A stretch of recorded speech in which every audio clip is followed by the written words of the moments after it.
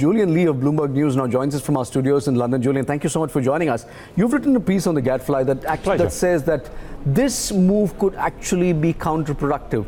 While the intent is supposed to be protecting American jobs and protecting American interests, it looks like this is going to be driving up costs for American oil producers.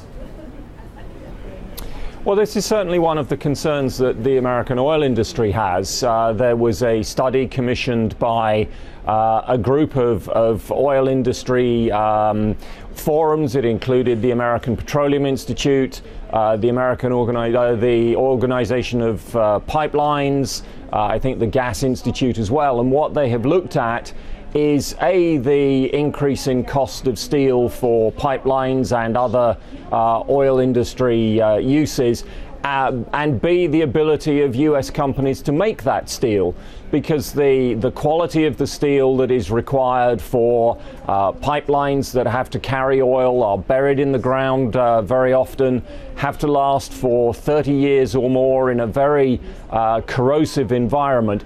That's not the quality of steel that you use for making automobiles or refrigerators or anything else.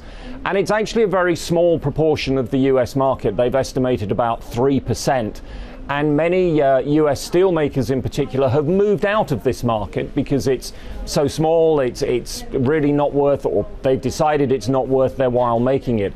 This means that the tariffs will have an automatic impact on the cost of building the pipelines that the US oil industry now desperately needs as production is growing to move that oil out of Texas and North Dakota and the places where it's being produced to refineries and to the Gulf Coast for export. And this it's going to push up the cost of pipelines. I mean, if the steel goes up 25%, then the cost of the pipeline as a whole will go up, they estimate, 3 to 4%. And that will be passed on to the producers who use that line, and that's going to put up production costs in what is becoming a very tight oil market in terms of margins.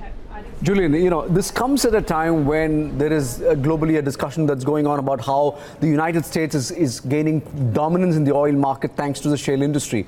How do you think this is going to affect the growth in the shale market?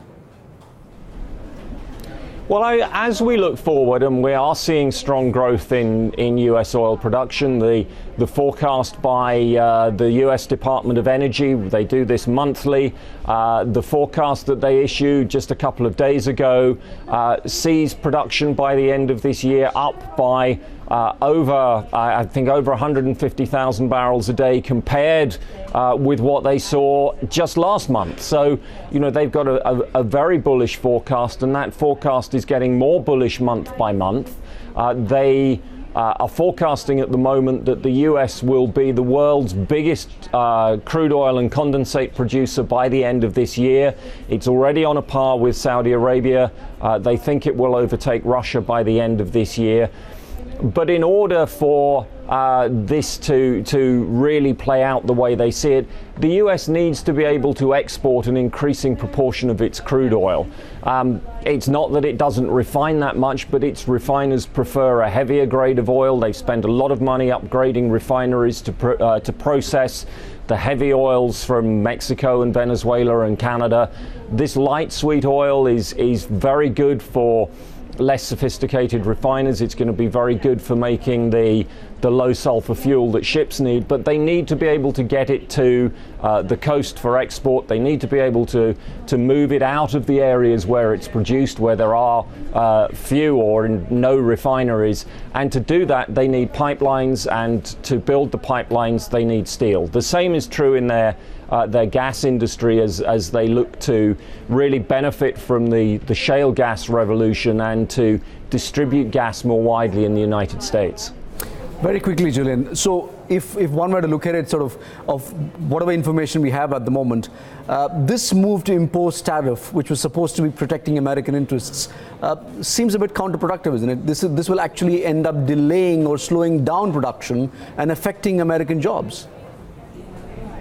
This is certainly the worry that has been expressed by parts of the US oil industry. We've seen oil companies, we've seen pipeline companies pleading with the president not to do this or to grant exemptions because they say it will undoubtedly delay projects and that will cost jobs.